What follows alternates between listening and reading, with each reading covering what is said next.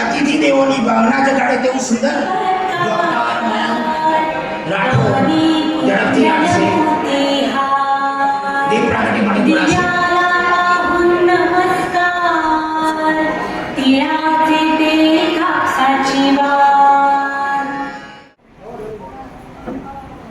આપણે મહેમાનશ્રીની તાળીના ગોળાથી વધાવીશું.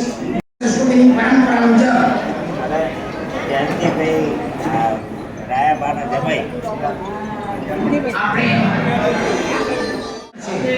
તો એવા મહેમાનશ્રીઓના વરદ હસ્તે આપણે દીપ પ્રાગટ્ય કરાવ્યું.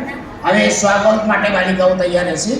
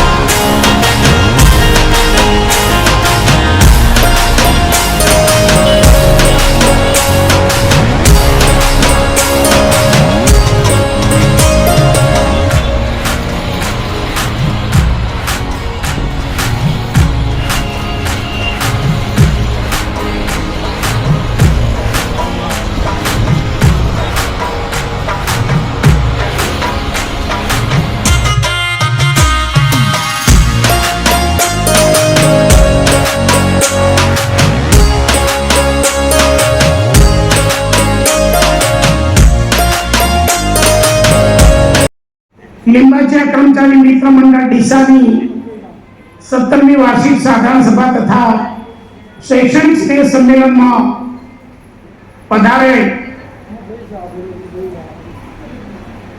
મારા આમંત્રણને માન આપી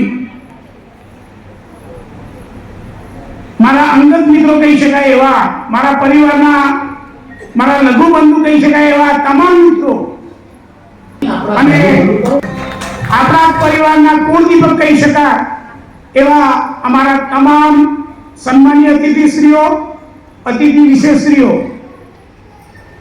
આજના પ્રસંગે આપ સૌનું મંડળ વતી અમારા લીંબજ પરિવાર વતી ખૂબ ખૂબ સ્વાગત કરું છું. ગઈ સાલે પીએસઆઈ ની નોકરી પૂર્ણ કરી નિવૃત્ત થયા છે અને આપણા ઉત્સાહી કાર્યકર છે.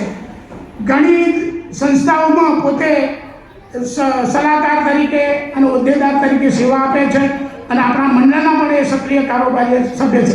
મહેન્દ્રભાઈ પણ માટે તાળીઓ થઈ જાય. બીજા સમાજોની હરોળમાં કદાચ લોકો ગણતા હોય કે નાનો છે, પણ નાનો પણ પેલો કહીએ છે ને રાયનો દાણો, એની ઓળખ એ હીરાની ઓળખ આખી દુનિયામાં હોય એવો હીરા જેવો, હીરાની રત્નો જેવો, અને રત્નોની તો ખાણ છે. જુઓ, તાળીઓ પાડો ને બજાવો. આ રત્નોની ખાણ છે આપણો સમાજ.